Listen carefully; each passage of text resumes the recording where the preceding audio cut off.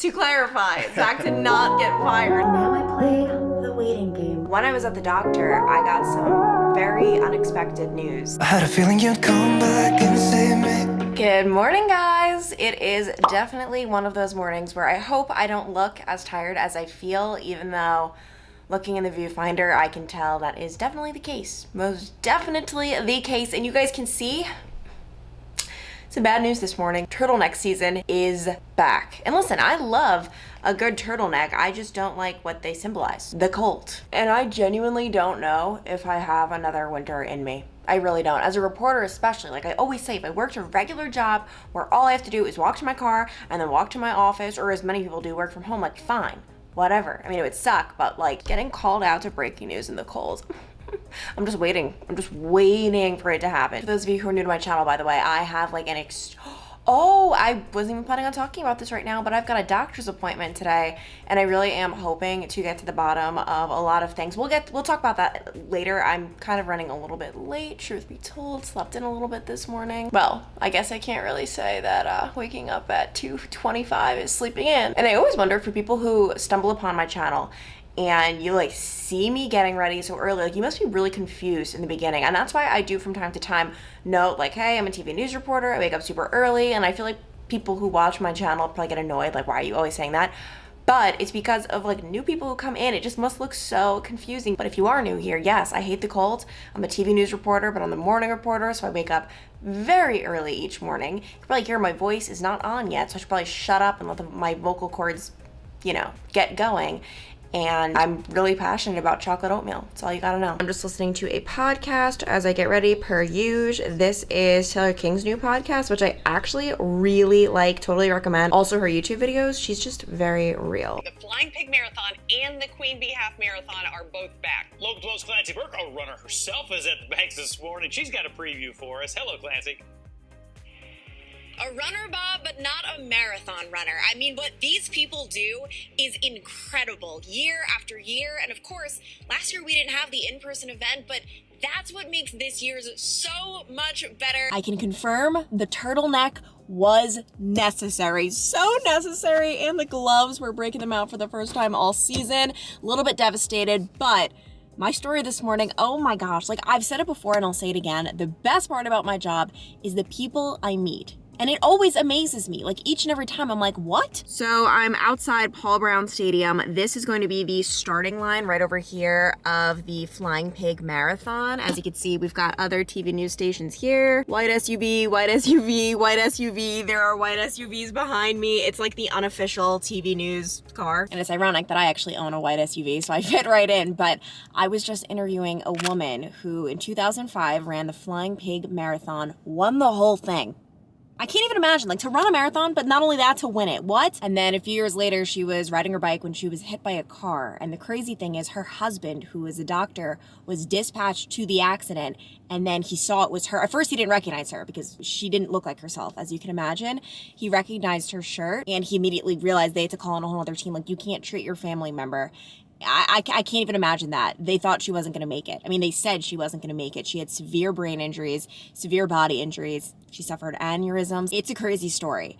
And somehow she recovered. But not only that, she wanted to run the Flying Pig Marathon again after all of that. And she actually beat her first race time. If that's not inspiring, I don't know what is. Which is good, because on the way here, guys, I was listening to Rascal Flatts, like, you know, the classic songs These Days, Easy, some of my favorites, but I forgot those are depressing. Like, I arrived in just a state of just depression in a hole. But I can confirm I've come out of the hole. I am here.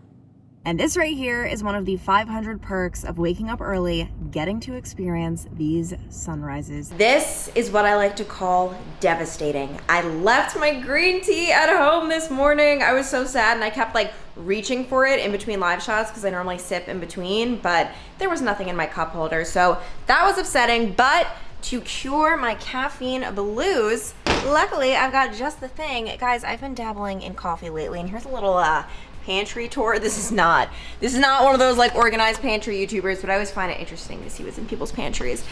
So yeah, this is Stormia with Nespresso. Lately, I have been having it, and it actually has not been hurting my stomach, which is kind of amazing.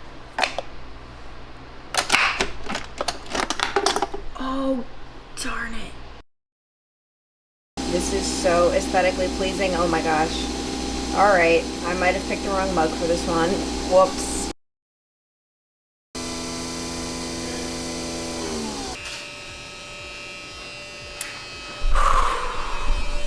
You guys hear that? This is the soundtrack of my life. I have nightmares about this soundtrack. Nice glasses. I have never met a man who shaves his beard so many times each and every day. But anyway, I have become a coffee drinker, guys. I mean, I love coffee. Like, the taste of it, nothing is better than that. It's just that it upsets my stomach. But lately I've been dabbling in it, kind of doing a little here, a little there, and seeing how the stomach reacts. And so far, we've been good.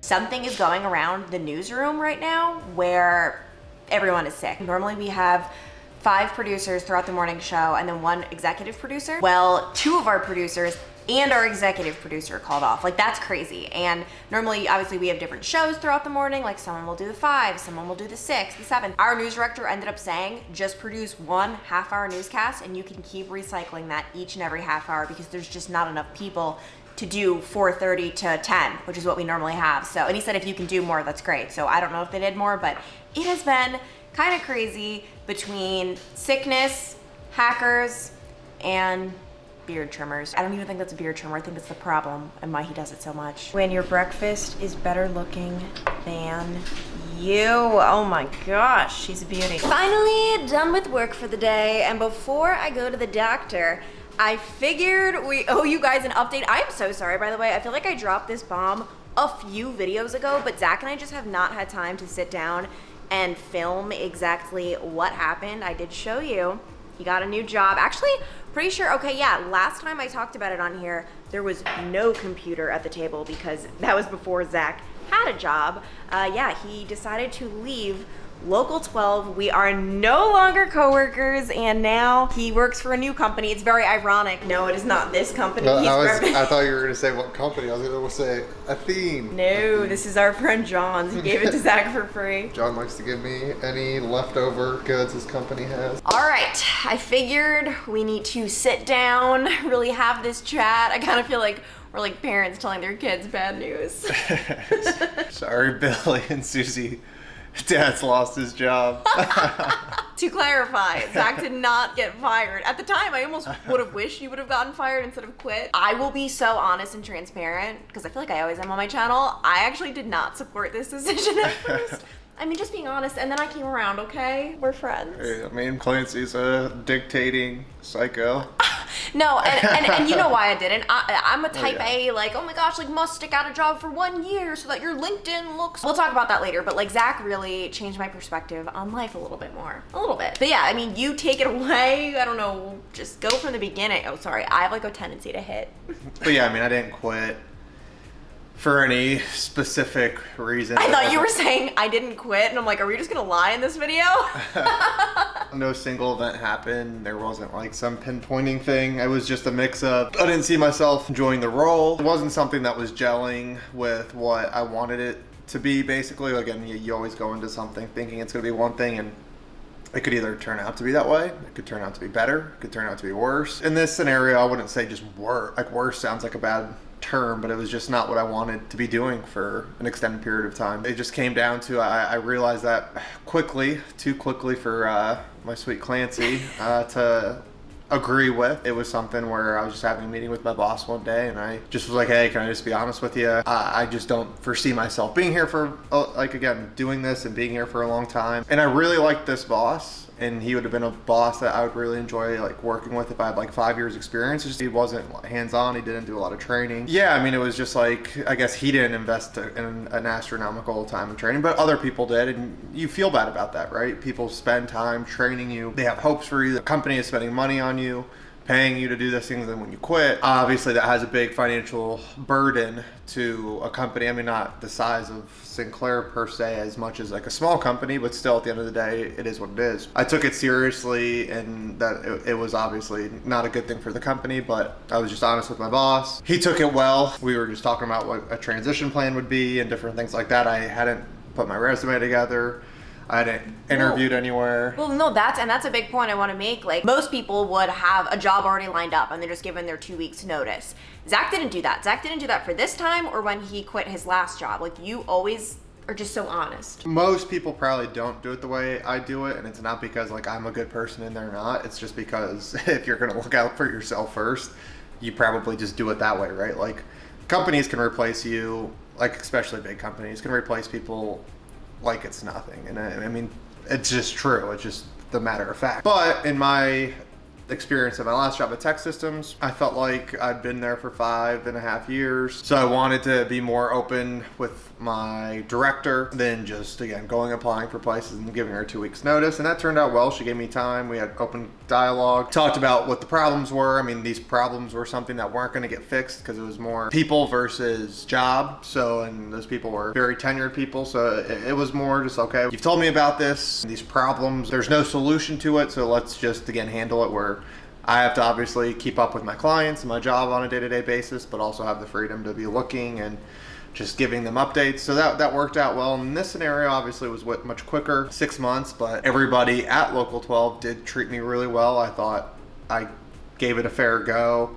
I was a respectful employee. I wanted to give them the same courtesy that I gave my last job. It was just where they were like, okay, well, just keep us in the loop and obviously keep up with your clients. Well, Zach is a man on the go on a timeline right now because it's during his lunch break. So we're going to continue the conversation as we watch him make his lunch. Which it was funny, I guess the funny story. You were like, oh, like he could have said you go do your 2 weeks and then I was getting so sick or I had to miss work. Okay, Zach and I didn't do a great job explaining this, but basically, eventually he and his bosses decided he would work for 2 more weeks, still get paid during those 2 weeks and do his work.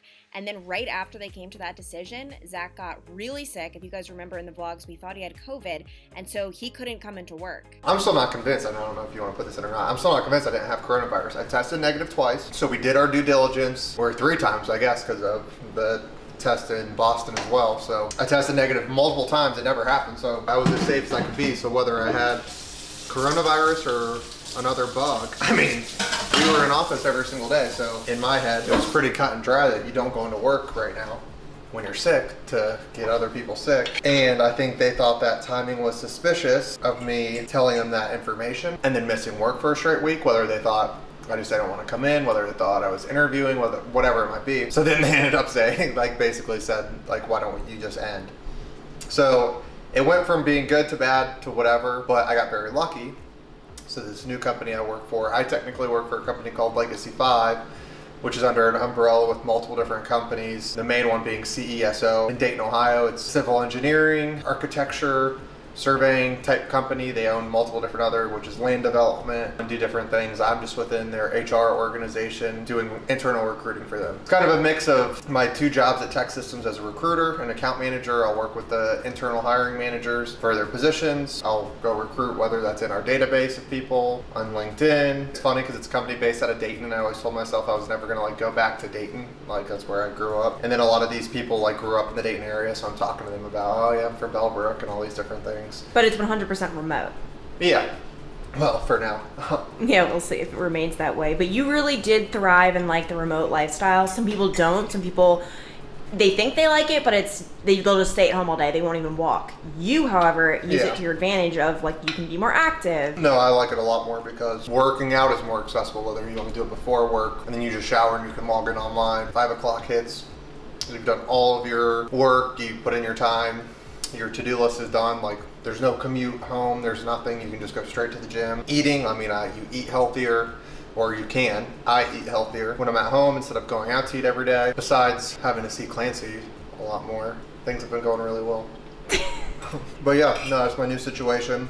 My new company, the culture seems really great. The owners, and this isn't, I don't think, a weird, like they're a faith-based company and they're not afraid to say that, but you don't have to be of a certain religion or background or whatever. It's just their morals seem to be in the right place from what I've seen, and their employees first or coworkers first, and everybody seems very helpful so far, which when you start a new company you get to see the culture very quickly because not a lot of people love to help the new guy or give him basics information and whatnot, and it's been good so far. Zach's got his salmon, and then this is also on the menu. Wait, is this the one that smells so good? Yeah. I started getting into Tattooed Chef is the brand. It's like zucchini noodles, broccoli, green beans, it looks like, bell peppers, carrots. But I've been trying to expand, not eating bowls of corn and peas.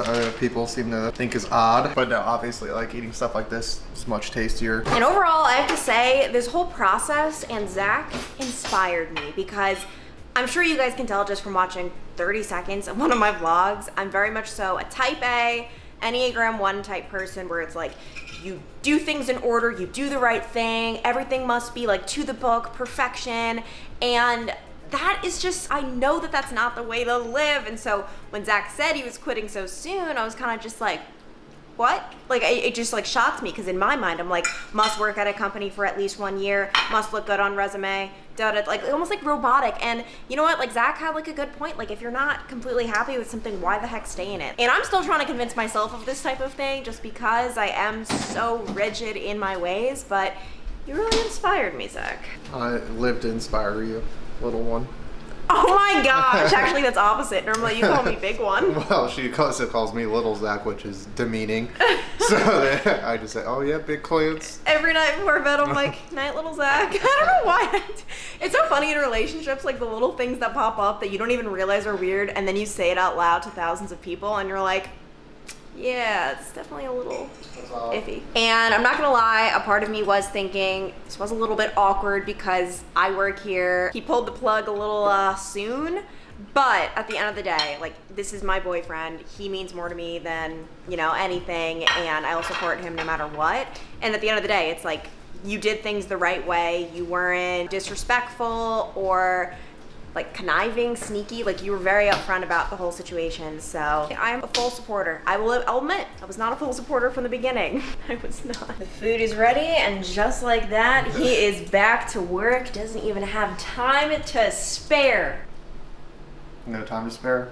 I don't care how old I get, doctor's offices will never not terrify me. I mean, just look how sterile it looks. I just feel like bad things happen here. Obviously, I'm kidding, but one thing I do feel kind of weird about is that the receptionists recognize me from TV, and I don't feel weird because I'm just coming for like a general checkup, but like you answer some really personal questions on that questionnaire, like do you do drugs? Do you smoke? Are you in an abusive relationship? Like really personal things that I would feel very uncomfortable having people who know me as a TV news reporter know about, you know what I mean? Now I play the waiting game, which when you come to a doctor's office, you could be waiting here 2 minutes or 200. And let's be real, it's always, I feel like kind of a big wait. So I'm gonna go into my little backpack. Luckily I came prepared. I wish I got like snacks or something, but I did not. I instead have my Kindle, and right now I'm reading a book called, what's it even called? Oh, it's called The Good Girl by Mary Kubica. I am, let's see how far in I am. I have 4 minutes left in chapter. All right, 69% of the book is done. I previously read her book, Local Woman Missing, and oh my gosh, it was one of the best books I've ever read. So now I'm on like a hunt to find all Mary Kubica books and see if they're as good. I'm not liking this one as much. Still intrigued, but definitely it's not, it doesn't hold my grip as much as the other one did. So yeah, I'm just gonna sit here, reading my book, staring at the instruments, and wait for the doctor.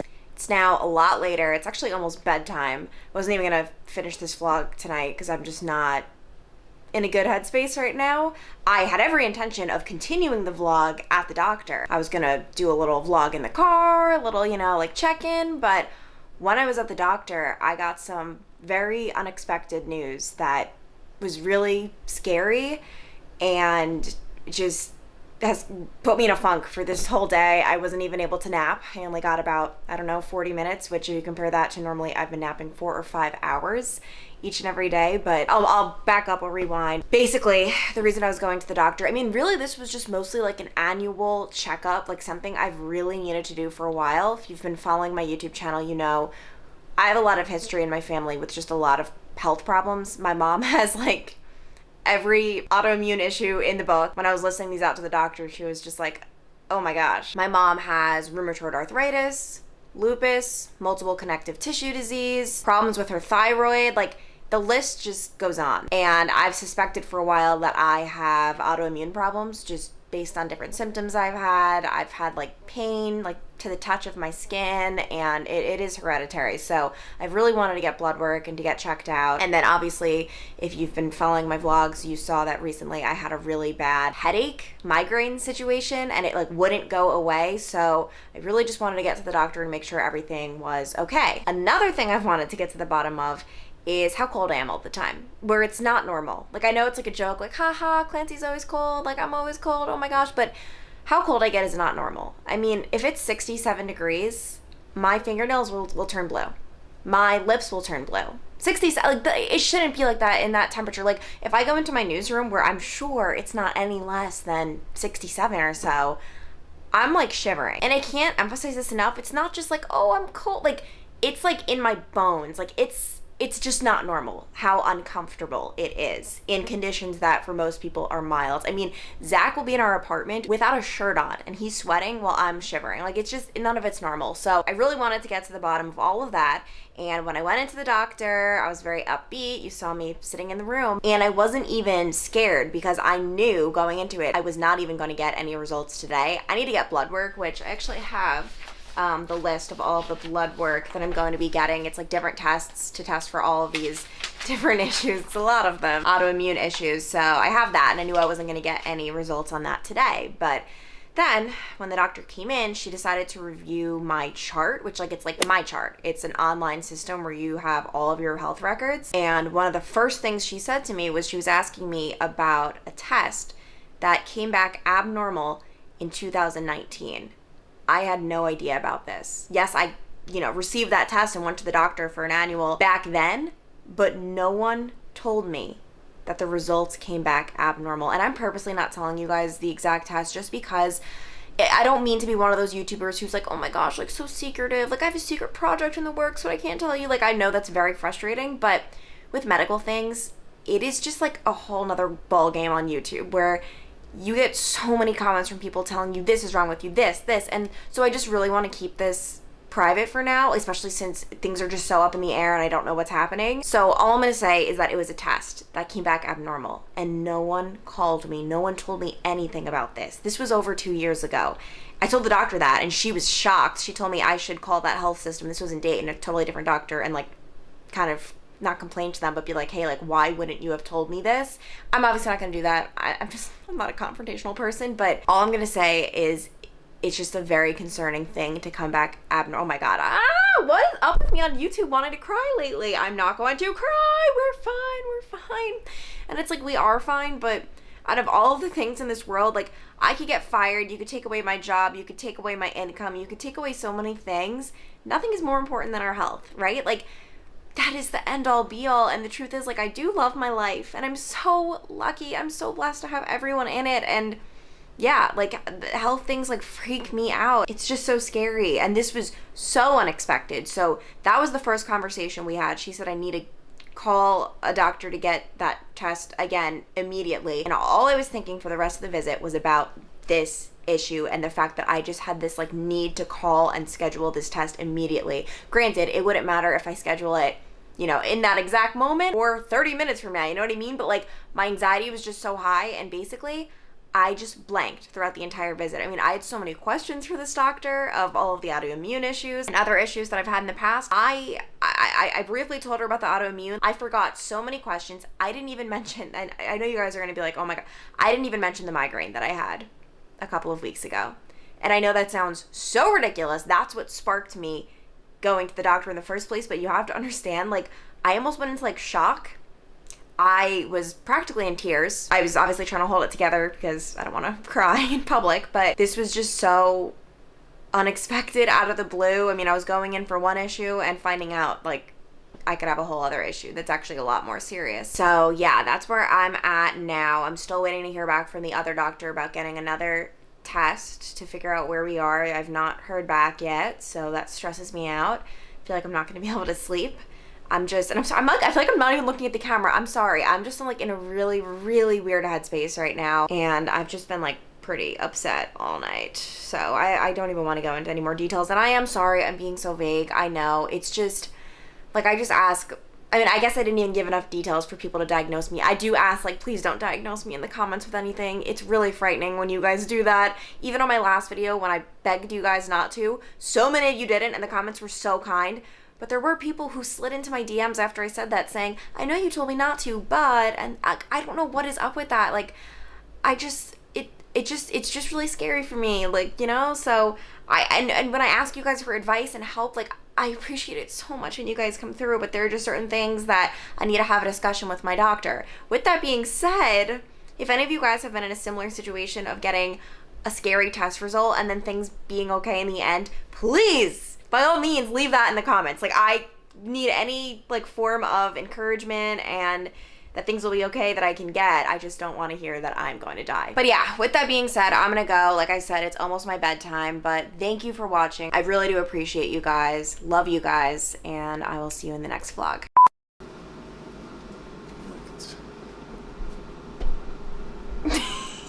What's that? It's just pointed at YouTube. The camera doesn't like it like that. He was like yelling at me, like, fix it, fix it. Get your paws off my tripod. It's the Clancy Show. It didn't look very nice.